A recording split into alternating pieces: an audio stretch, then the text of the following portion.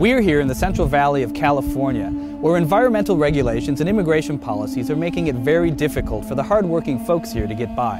In the 1930s, Dust Bowl farmers migrated to California's Central Valley in search of work. Today, the valley is one of the most productive agricultural regions in the United States. You know, the Central Valley, the Valley of the San Joaquin, is one of the richest valleys in the world. It's considered the breadbasket of America. 85% of the jobs here in Mendota is ag-related. In Fresno County alone, the agriculture industry was a $5 billion industry just last year.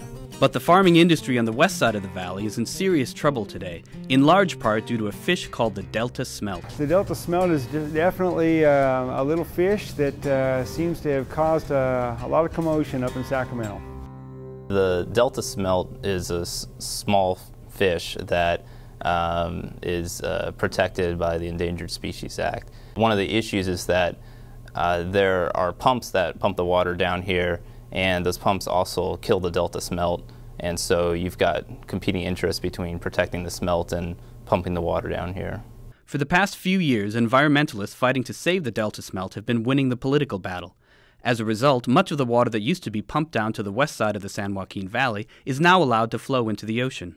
Being out here on the west side, you know, farm work is like a dinosaur on the verge of extinction due to the lack of water and water resources. About 70% of the normally farmed farmland out on the west side has been affected by the lack of water due to the Delta Smelt. If you were to take a little tour out into the west side, once upon a time you used to see green, green, green. Farms all over out there with crops galore, whether it be row crops, tree fruit, vines, what have you.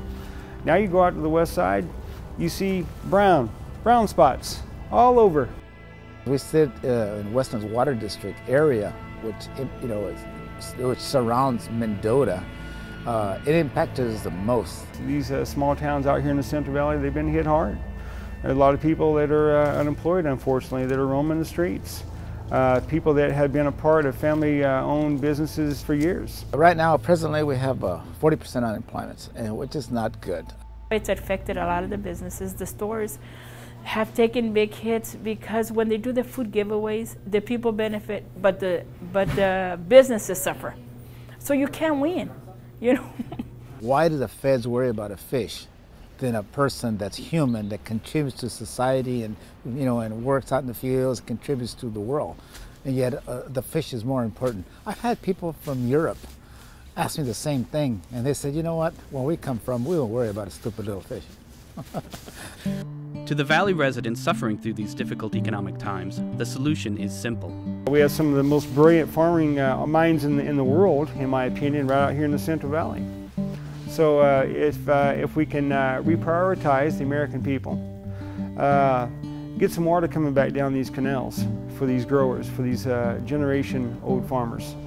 In addition to a government-created water shortage, the folks in the Central Valley must live with immigration laws that make little sense in a region that is heavily dependent on the labor of illegal immigrants.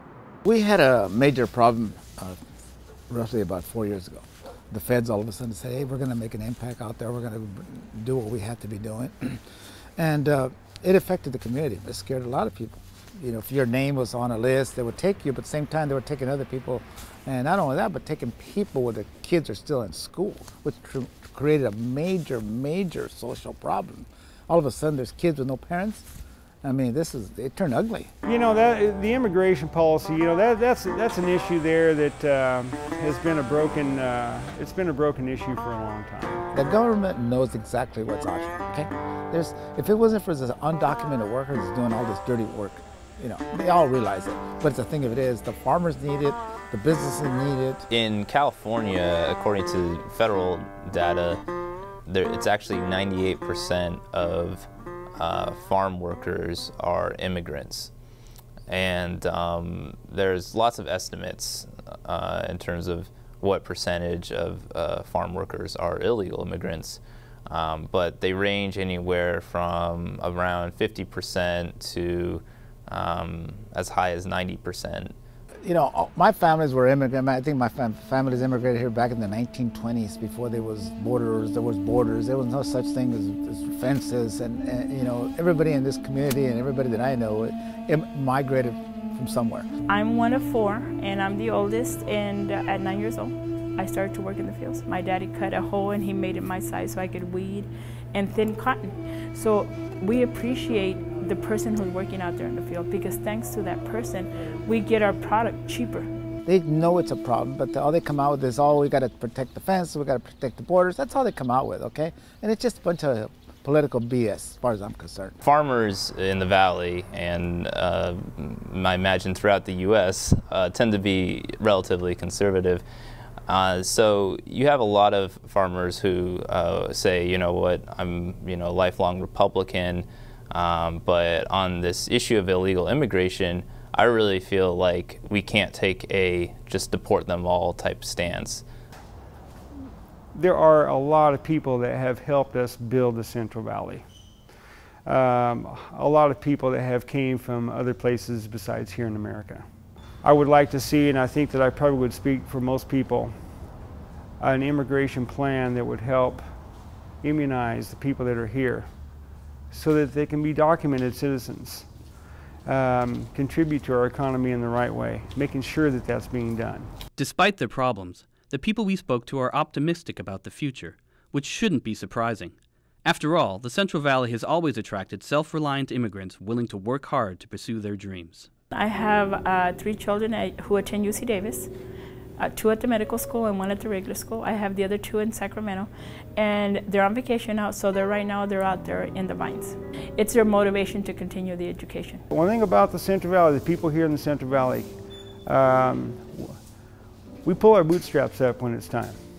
You have to go and try to make a living for yourself, you know, just you.